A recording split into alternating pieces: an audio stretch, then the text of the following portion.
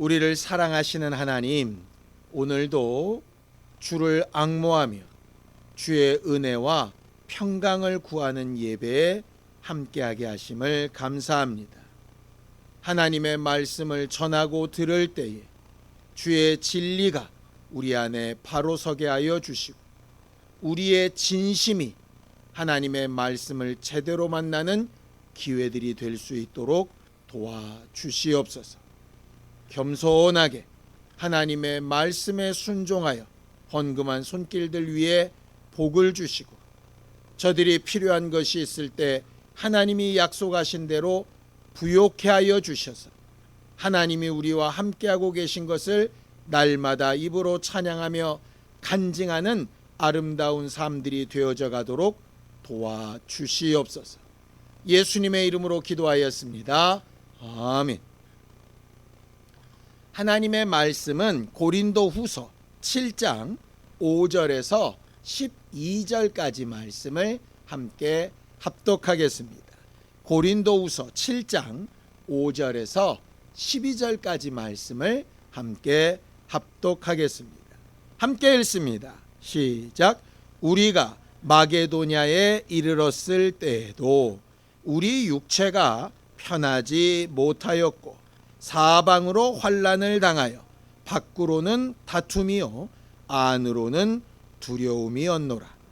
그러나 낙심한 자들을 위로하시는 하나님이 디도가 오므로 우리를 위로하셨으니, 그가 온 것뿐 아니요 오직 그가 너희에게서 받은 그 위로로 위로하고 너희의 사모함과 애통함과 나를 위하여 열심 있는 것을 우리에게 보고함으로 나를 더욱 기쁘게 하였느니라.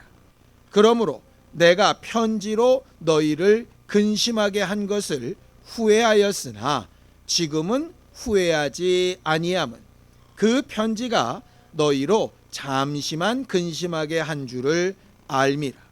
내가 지금 기뻐함은 너희로 근심하게 한 까닭이 아니요 도리어 너희가 근심함으로 회개함에 이른 까닭이라. 너희가 하나님의 뜻대로 근심하게 된 것은 우리에게서 아무 해도 받지 않게 하려 함이라. 하나님의 뜻대로 하는 근심은 후회할 것이 없는 구원에 이르게 하는 회개를 이루는 것이요 세상 근심은 사망을 이루는 것이니라. 보라, 하나님의 뜻대로 하게 된 이 근심이 너희로 얼마나 간절하게 하며 얼마나 변증하게 하며 얼마나 분하게 하며 얼마나 두렵게 하며 얼마나 사모하게 하며 얼마나 열심 있게 하며 얼마나 벌하게 하였는가. 너희가 그 일에 대하여 일체 너희 자신의 깨끗함을 나타내었느니라. 그런즉 내가 너희에게 쓴 것은 그 불의를 행한 자를 위한 것도 아니요 그 불의를 당한 자를 위한 것도 아니요 오직 우리를 위한 너희의 간절함이 하나님 앞에서 너희에게 나타나게 하려 함이로라. 아멘. 우리 하나님은 우리에게 구원과 복과 평안을 주시고, 우리가 받은 그 구원과 복과 평안을 다른 이들에게도 잘 나누고 전달하는 존재가 되게 하시려는 하나님이십니다. 하나님이 우리에게 주려고 하는 건 세 가지예요. 구원, 복, 평안입니다. 하나님은 우리를 구원과 복과 평안 안에서 풍성하게 하시려고 우리를 부요하게 하시는 분이라고 그렇게 설명을 합니다. 세상에 부요한 걸 싫어하는 사람은 없죠. 뭐 돈으로 부요하든 마음이 부요하든 뭐 시간이 넉넉하든 아니면 기회가 많든 뭐 어쨌든 간에 좀 넉넉하고 많은 게 좋지 쪼들리고 막 매이고 이러는 걸 좋아할 사람은 없지 않겠습니까? 하나님도 그렇게 우리를 부요하게 하십니다. 그런데 세상이 주는 부요와 하나님이 주시는 부요의 차이점 하나가 있는데요. 그게 바로 근심이라고 하는 겁니다. 성경을 좀 보죠. 잠언서 10장 22절입니다. 함께 읽습니다. 시작. 여호와께서 주시는 복은 사람을 부하게 하고 근심을 겸하여 주지 아니하시느니라. 근 한 달간 우리나라에 아주 굉장히 화두가 되어져 있는 사건이 하나 있습니다. 대장동 사건이라고 하는 거예요. 우리로서는 상상도 할 수 없는 돈의 액수가 막 툭툭 튀어나옵니다. 뭐 퇴직금으로 50억을 받고 뭐 8천만 원 넣었는데 뭐 1,000억을 받고 뭐 우리로서는 이게 계산이 잘 안 되는 그런 돈들입니다. 그 액수만 보면 입이 쩍쩍 벌어지고 야, 그 사람들 참 좋았겠다 이런 생각들 들죠. 그런데 지금 이렇게 막 뉴스화가 되고 막 수사가 되고 이럴 때 그렇게 돈 받은 사람들 마음이 어떨 것 같습니까? 어떤 사람은 미국에 도망가서 잠적해가지고 돌아오지도 못하고, 누구는 막 휴대폰을 던지고, 누구는 부시고 기억 안 난다 그러고, 뻔한 소리를 너무나도 사람들 앞에 창피한 모습으로 막 이렇게 드러나는 걸 보면 저들이 분명히 많은 돈을 가진 것 같기는 한데 마음이 평안할까? 이런 생각이 간혹 듭니다. 뭐 물론 그렇게 마음이 불편해도 돈벼락이라도 맞았으면 좋겠다 뭐 그러면 사실은 할 말은 없습니다. 그런데 성경에 잠언서 17장 1절에는 이런 말씀이 있거든요. 마른 떡 한 조각만 가지고 화목한 게 아주 제육이 풍성한 가정에서 다투는 것보다 훨씬 낫다. 마음이 불안하고 아파 본 사람은 돈, 명예 이런 거 하나도 중요하지 않다는 걸 너무나도 분명하게 압니다. 마음이 그렇게 아파 보지 않았으니까 돈만 있으면 평안하겠지, 환경만 괜찮아지면 평안하겠지 이렇게 되지만요, 정말 두려움과 아픔과 괴로움과 근심에 막 쌓여져 본 이산 사람들은 다른 어떤 외적인 것들 하나도 중요하지 않다는 걸 분명히 합니다. 우리 안에 하나님은 부유하길 원하시는데 그 부유함이 무엇과 함께하길 원하시느냐?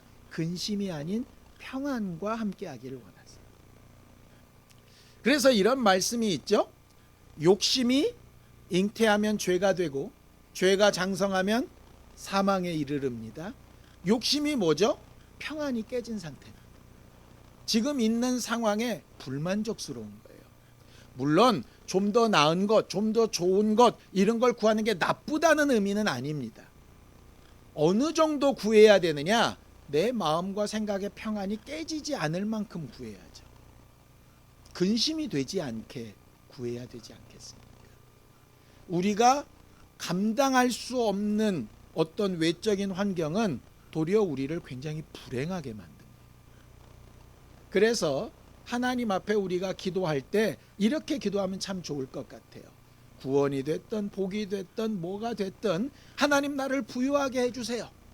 그런데 그렇게 부유할 때 어느 정도까지 부유하게 하시느냐?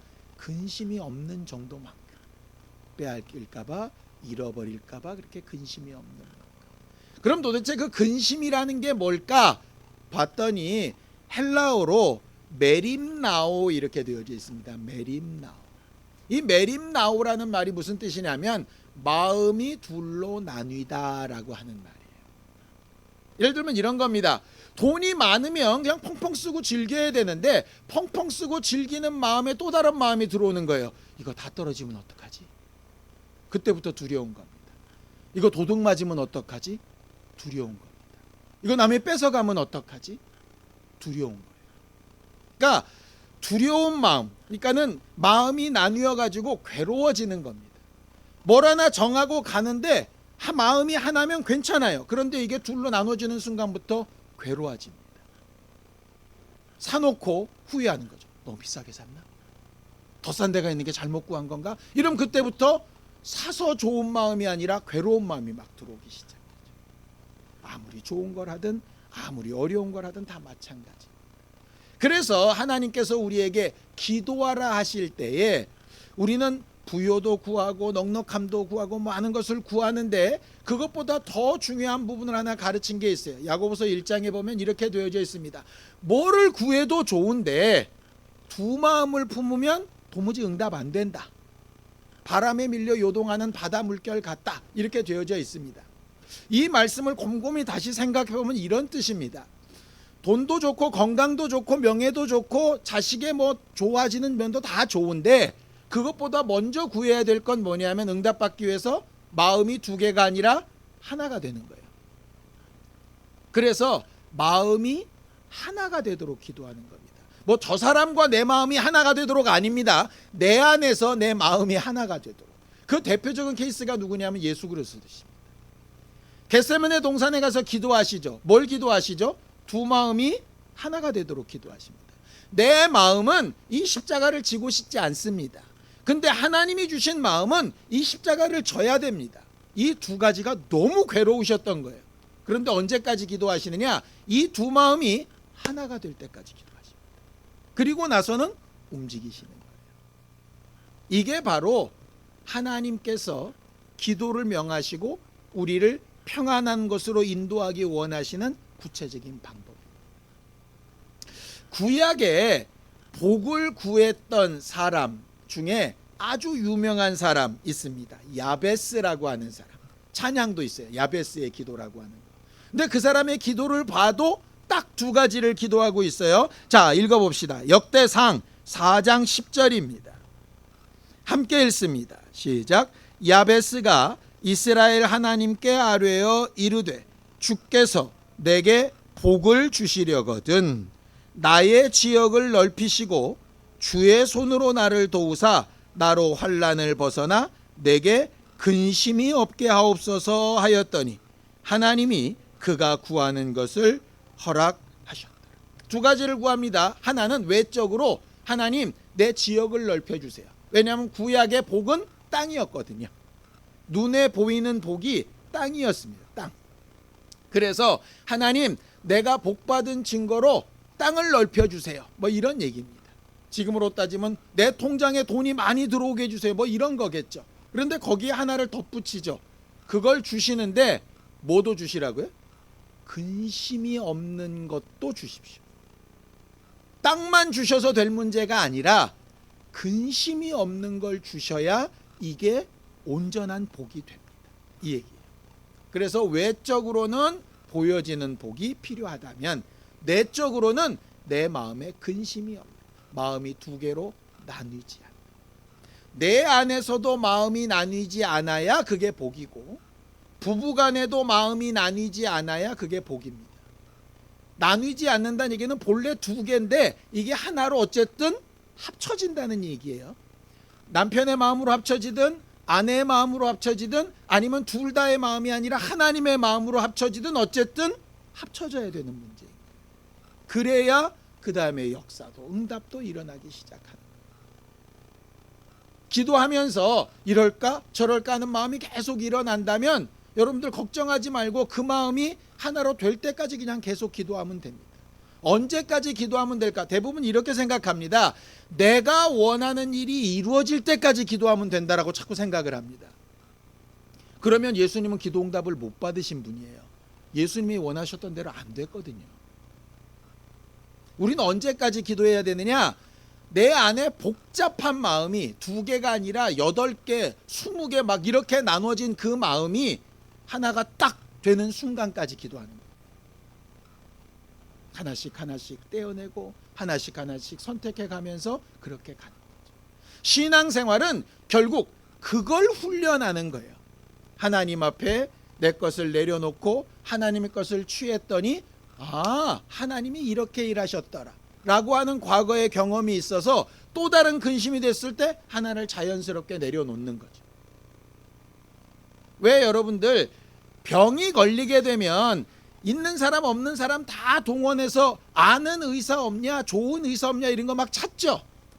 예? 어디는 누가 잘한대더라 어디는 누가 잘한대 이 사람한테 물으면 이런 답 나오고 저 사람은 저런 답 나오고 TV 보니까 또 저 의사 나오고 막 여기저기 막 들쑤시고 찾아다닙니다. 그런데 어느 한 군데 가가지고 자기가 딱 나은 경험이 있으면 그 다음에 똑같은 증상이 나타나면 어떻게 되죠? 당연히 글로 갑니다. 별다른 고민이 없어요. 계속 신앙생활의 경험이 쌓이면 쌓일수록 내 생각과 내 계산은 한계가 있으니 하나님의 방법으로 가는 게 옳다라고 하는 걸 점점 확신하게 됩니다. 반대도 있죠. 사람 믿고 이 사람 믿고 목사 믿고 따라갔더니 안 되더라. 이제 저 길 따라가면 안 되겠다라고 답이 나오게 되는 거죠.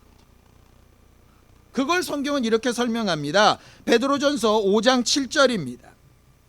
함께 읽습니다. 시작. 너희 염려를 다 주께 맡기라. 이는 그가 너희를 돌보심이라. 그렇게 되어 있어요. 여기 말하는 염려도 메림나움입니다. 너희가 마음이 나뉘어 가지고 아주 복잡해서 뭘 어떻게 선택해야 될지 괴롭다면 하나님 앞에 맡겨라, 이 얘기입니다. 근데 염려를 맡기라는 말이 무슨 뜻인가? 이 말을 정확하게 번역을 하면 여러 가지 생각에 고심이 되고 마음이 나뉘어져 있다면 뭐라고 말씀하시는지 귀를 기울여 들어라, 이 말이에요. 우리가 흔히 이렇죠. 어디에 상담이나 어떤 질문하러 갑니다. 그럼 내가 내 나름대로 가지고 있는 문제를 막 내놨어요. 이제 그 다음에 뭐 해야 됩니까? 이제 들어야죠. 그런데 대부분 문제가 많은 사람들의 특징이 뭔지 압니까? 안 들어요. 선생님 그러시면 이렇게 해보시면 그거 아니고요. 그 옛날에도 다 해봤고요. 이러면서 자기 얘기를 계속하는 거예요. 물론 얼마나 답답하면 그럴까라는 생각을 하기는 합니다. 그런데 적어도 자기 소리만 하고 여전히 어수선한 상태로 돌아가는 건 무슨 의미가 있겠어요? 거기 베드로전서 얘기하는 건 염려를 맡겨버리라. 얘기는 네 마음을 다 내려놨다면 하나님 이렇고 이래서 난 도무지 모르겠습니다. 그러면 그 다음엔 들어야죠. 뭐라고 말씀하시는지 들어야죠. 결국 그게 가장 중요한 부분이에요. 구약에도 똑같은 상황이 있습니다. 시편 55편 22절입니다. 함께 읽습니다. 시작. 내 짐을 여호와께 맡기라. 그가 너를 붙드시고 의인의 요동함을 영원히 허락하지 아니하시리로. 이게 다윗이 한 말입니다. 언제 한 말이냐? 이때 한 말입니다. 자기 아들 압살롬이 자기를 배신해서 전쟁을 일으켰습니다. 자기의 지금까지 전쟁에서 모든 작전을 세웠던 아히도벨이라고 하는 자기 친구가 자기 아들의 편에 서서 다윗을 죽일 궁리를 하고 계획을 세우면서 쫓아오는 상황입니다. 다윗은 고민에 빠졌습니다. 내 아들과 가장 친한 이 친구와 내가 맞서 싸워야 되나, 아니면 왕위를 내려놓고 도망을 가야 되나. 어떤 것도 하기가 어려운 거예요. 자식과 맞닥뜨려 싸우는 것도 못할 짓이고 하나님이신 왕위를 내가 포기하는 것도 못할 짓이에요. 하나님 앞에 답답하니까 기도합니다. 뭐라고 기도할까요? 하나님, 나를 배신한 저 아들과 친구를 죽여주세요. 뭐 이렇게도 기도를 못하고, 그렇다고 하나님 날 죽여주세요. 뭐 이렇게도 기도를 못하고, 다윗이 너무 답답합니다. 그래서 이렇게 기도해요. 하나님, 어떻게 해야 될지 모르겠습니다. 어떻게 해야 될지 모르겠습니다. 그러면서 압살롬을 어떻게 해주세요? 아히도벨을 어떻게 해주세요? 나 앞으로 어떻게 할까요? 이렇게 기도하는 게 아니라 자기 과거를 돌아봅니다. 하나님, 이렇게 된 일을 가만히 보니 내가 이렇게 죄악을 저질렀고, 이렇게 내가 잘못했었고, 이렇게 하나님 앞에 온전치 못했고, 그런데도 나를 여기까지 이렇게 인도하셔서 그래서 감사하고, 이렇게 되는 겁니다. 자기를 돕겠다고 법궤 들고 쫓아오는 제사장들에게 돌아가라 그럽니다. 그런 방식으로 난 이기고 싶지 않으니 난 하나님 앞에 그냥 맡기겠다. 하나님이 그냥 나를 여기서 끝이라 그러시면 난 여기서 끝날 테고, 하나님 다시 기회를 주시면 난 할 거다. 그리고 나서 멈춰버려요. 그리고 하나님이 하시는 일을 봅니다. 그랬더니 다윗은 뭘 아무것도 안 했는데 하나님이 알아서 정리를 하십니다. 압살롬하고 아히도벨하고 서로 의견이 안 맞아가지고 찢어지고요. 이러자 저러자 자기들끼리 막 근심하고 염려하고 왁자지껄하다가 결국은 스스로 무너져버려요. 다윗이 뭘 한 게 없어요. 자기들끼리 의견 충돌해 나서 싸우다가 무너집니다. 다윗은 마음을 딱 하나로 정했죠. 하나님이 하신 대로 그냥 내 따라가겠다 라고 딱 마음을 정했어요. 복잡하고 괴로울 때 마음을 딱 하나로 정하는 것, 그게 다윗이 했던 방식입니다. 예수가 하셨던 방식과 똑같습니다. 그게 짐을 맡겨버리라, 이 말입니다. 말씀을 이렇게 들었으니 그럼 나 아무것도 안 하고 그냥 가만히 있으면 하나님이 다 알아서, 그런 뜻 아닙니다. 하나님의 응답을 구하고 하나님 앞에 내 마음이 흔들리지 않기를 구하고 계속해서 내가 본래 하나님 앞에서 어떤 삶을 살았어야 하는가를 계속 찾아가는 게 다윗입니다. 그래서 자기를 저주하신 자 앞에서도 함부로 반박하지 않고, 다시 돌아와서 자기가 왕권을 회복했는데도 함부로 보복하지 않고, 자기 임의로 뭘 하려고 하지 않고 하나님 앞에 항상 묻기 시작하는 거죠. 그게 하나님께서 우리에게 베푸신 일이에요. 오늘 성경 본문에 보면 하나님의 뜻대로 하는 근심이라고 하는 단어가 나옵니다.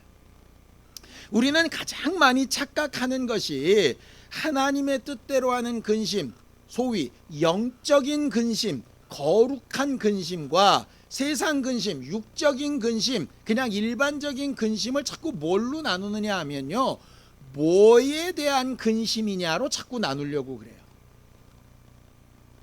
예를 들어 전도에 대한 근심, 아니면 헌신에 대한 근심, 아니면 내 사역에 대한 근심, 뭐 이런 건 하나님의 뜻대로 하는 근심 같고, 돈을 버는 문제, 학교에 진학하는 문제, 결혼하는 문제, 직장에 가는 문제, 뭐 이런 건 세상 근심 같아요. 그런 식으로 나누거든요. 근데 오늘 성경은 전혀 그렇게 말하고 있지 않습니다. 대상이 어떤 근심이든 간에 결과가 어느 방향으로 갔느냐에 따라서 하나님의 뜻대로 한 근심이냐 아니냐가 갈라진다는 거예요. 이렇게 되어 있죠. 성경을 보죠. 고린도후서 7장 10절입니다. 함께 읽습니다. 시작. 하나님의 뜻대로 하는 근심은 후회할 것이 없는 구원에 이르게 하는 회개를 이루는 것이요, 세상 근심은 사망을 이루는 것이요. 어떤 근심이든 간에 회개로 가면 하나님의 뜻대로 하는 근심이란 얘기예요. 어떤 근심이든 물고 뜯고 나뉘고 죽고 죽이고 하는 쪽으로 가면 이건 세상 근심이라는 거예요. 그러니까 아무리 뭐 사역에 대해서, 목회에 대해서 이런 걸 근심해도 결과가 그쪽으로 가면 하나님의 뜻대로 한 근심이 아니라는 거예요. 그래서 우리는 하나님 앞에 어떤 근심이든 어떤 염려든 다 내려놓기를 바라는데, 그 결과가 어디를 향해서 가야 되느냐? 회개하는 쪽으로 가야 됩니다. 다시 돌아보고 회복하는 쪽으로 가야 하는 거죠.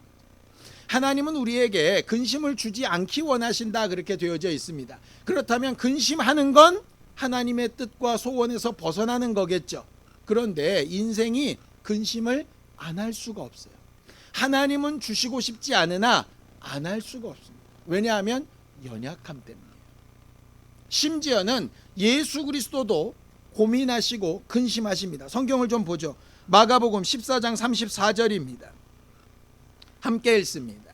시작. 말씀하시되 내 마음이 심히 고민하여 죽게 되었으니 너희는 여기 머물러 깨어 있으라, 이렇게 하셨습니다.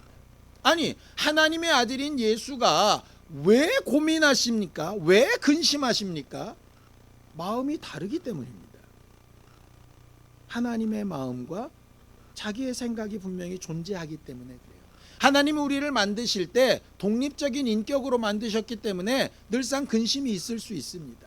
문제는 그 근심을 어떻게 해결하느냐의 문제인 거죠. 사람들은 근심이 아예 없으면 좋겠다고 생각을 합니다. 그런데 하나님은 그 근심을 어떻게 해결하느냐를 보고 싶어 하시거든요. 또 한 가지 질문이 있습니다. 그럼 하나님의 뜻대로 하는 근심은 회개에 이르는 것이라 그랬는데, 예수는 죄가 없는데 무슨 회개에 이를까?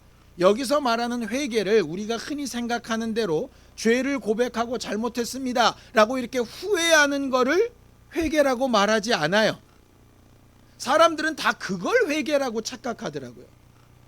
회개의 원래 말은 회복이고 방향을 바꾸다는 얘기입니다. 이런 거죠.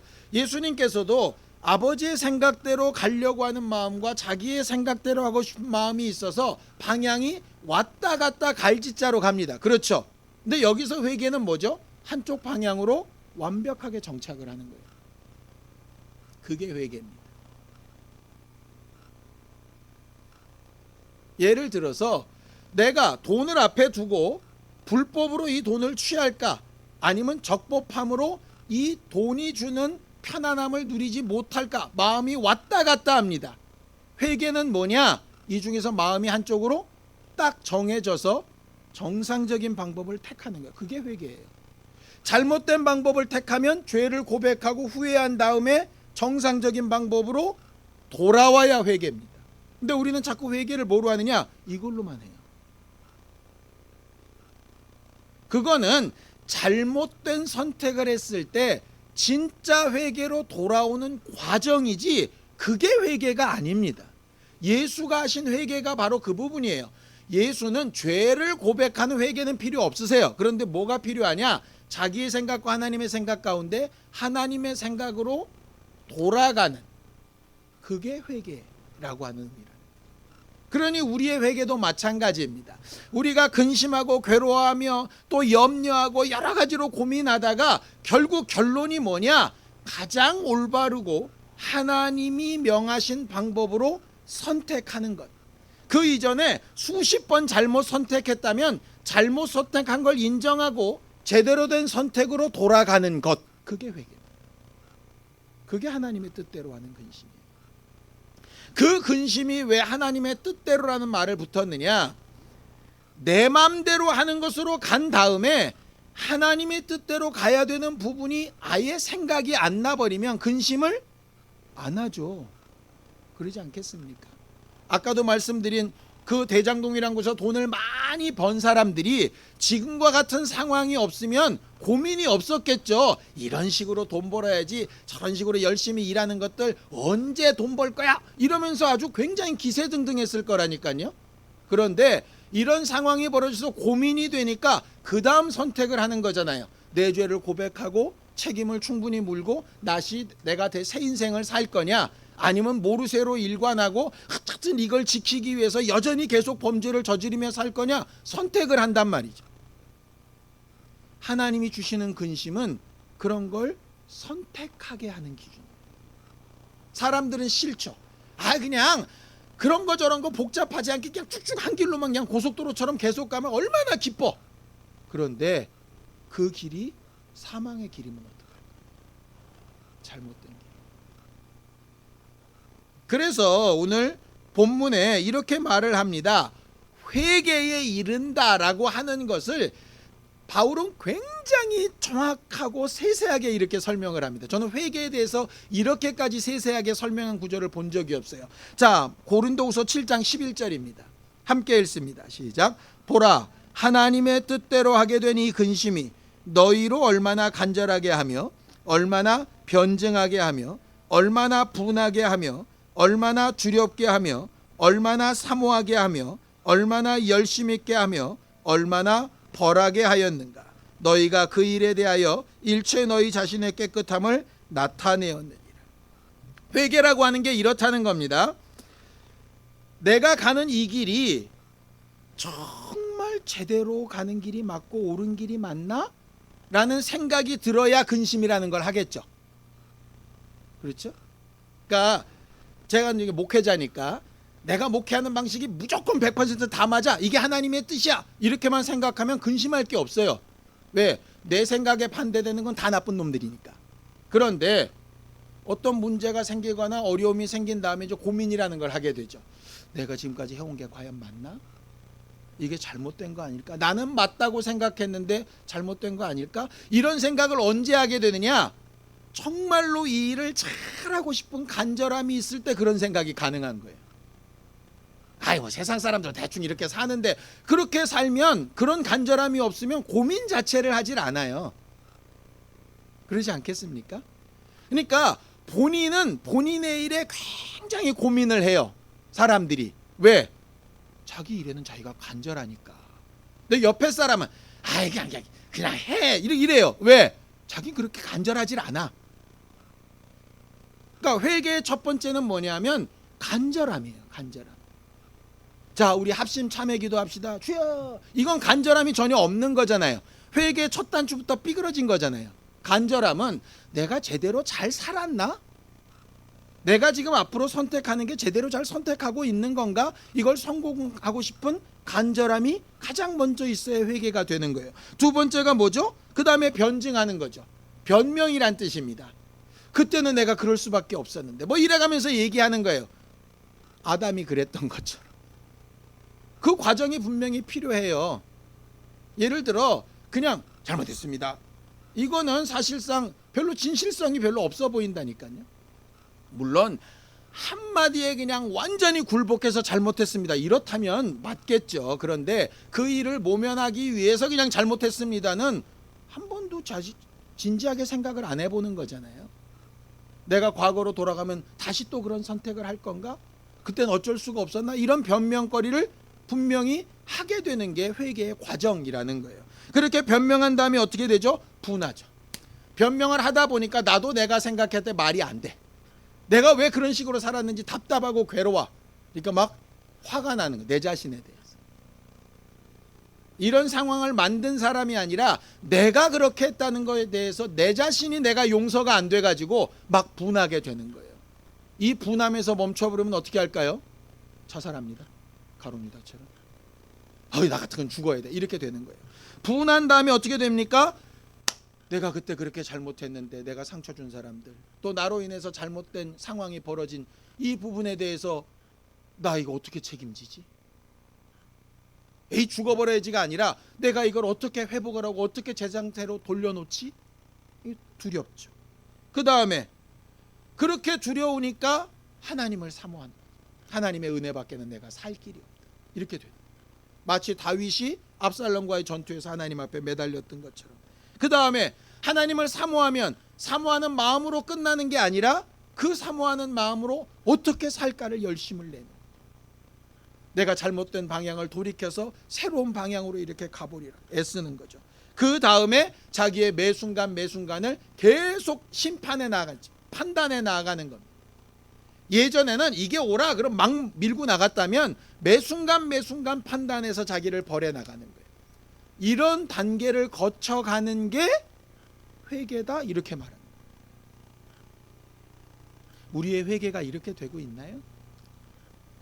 과거의 잘못에 대해서, 미래에 알 수 없는 일에 대해서 이런 부분이 계속 작동을 하고 있습니까?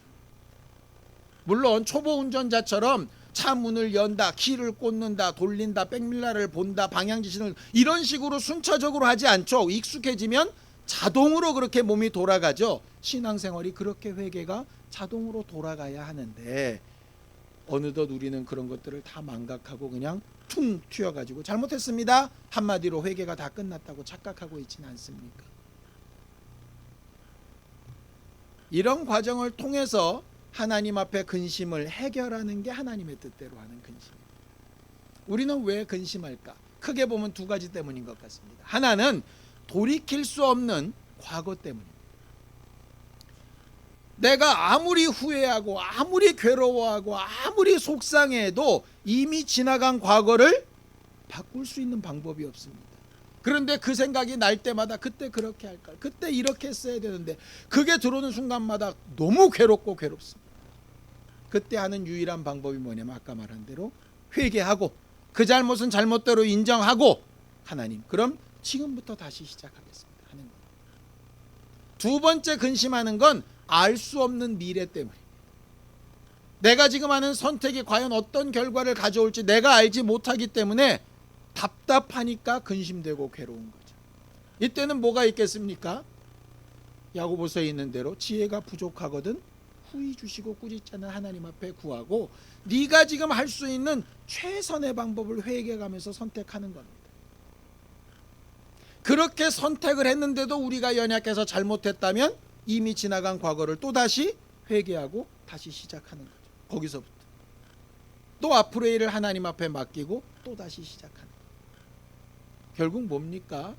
근심의 결과가, 괴로움과 고민과 염려의 결과가 낙심이나 괴로움으로 끝나는 게 아니라, 내 한계는 여기까지이니 과거의 문제도 주께 맡기고 앞으로의 문제도 하나님 앞에 맡기고, 나는 지금 매 순간을 하나님의 말씀과 하나님이 지시하시는 방향 안에서 내 마음을 하나 되게 해서 잘 몰고 가고 있는가, 그걸 내가 계속 선택해 나가는 게 우리의 신앙생활입니다.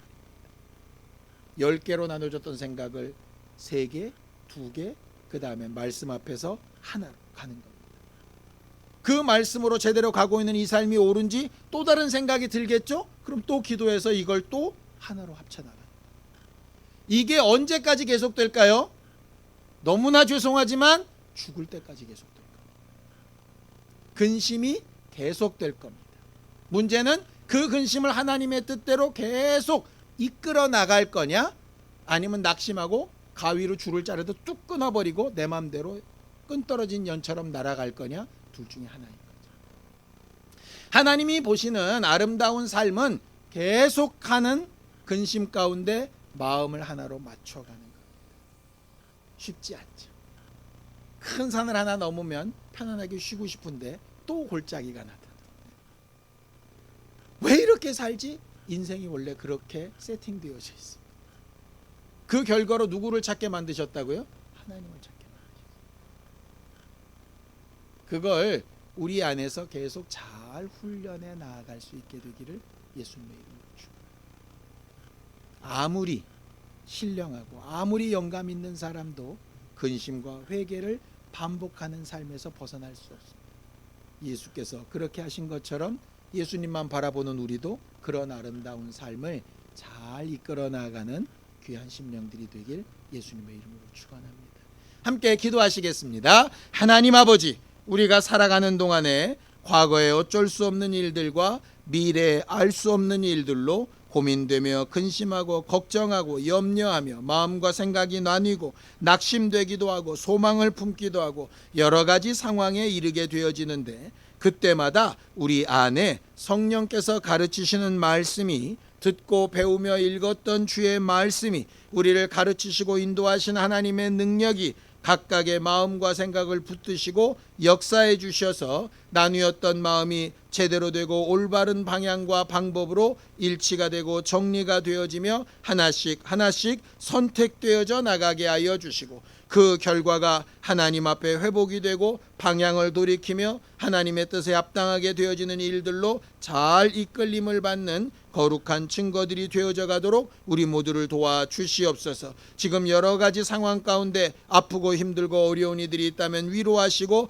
힘을 북돋아 주시옵시고, 근심되며 두려워하는 자들이 있다면 위로하시며 하나님께서 밝은 빛을 보이시듯 저들의 발걸음을 인도하여 주셔서 하나님의 뜻대로 살아가는 거룩한 근심을 하는 신령한 우리 모두가 되어져 가도록 인도하여 주시옵소서. 하나님 아버지, 우리의 연약함과 부족함을 고백하고 하나님께서 예수 그리스도를 통하여 우리에게 보여주셨던 것처럼 나뉘어졌던 근심된 마음이 하나님의 뜻 안에서 성령의 감동하심과 위로하심 안에서 하나로 모아져가는 거룩한 기쁨을 누릴 수 있게 하여 주시고, 그 말씀을 쫓아 살아갈 수 있는 힘과 능력도 더하여 주시옵소서. 우리가 할 수 없는 것을 주께 맡기고 하나님의 도우심과 은혜를 구하오니 주여 역사하여 주시옵소서. 예수님의 이름으로 기도하였습니다. 아멘. 이제는 우리 주 예수 그리스도의 은혜와 하나님 아버지의 극진하신 사랑과 성령님의 감동하시고 함께 하시는 분명한 증거가 하나님의 뜻대로 근심하며 늘 회개로 돌아가기를 원하는 우리 모두 위에 이제로부터 영원까지 함께 있을지어다. 아멘.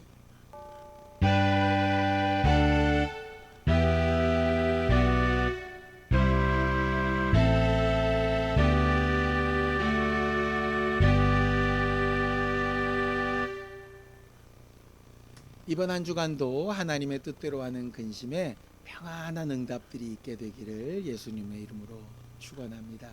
여러분들 수고하셨습니다. 감사합니다.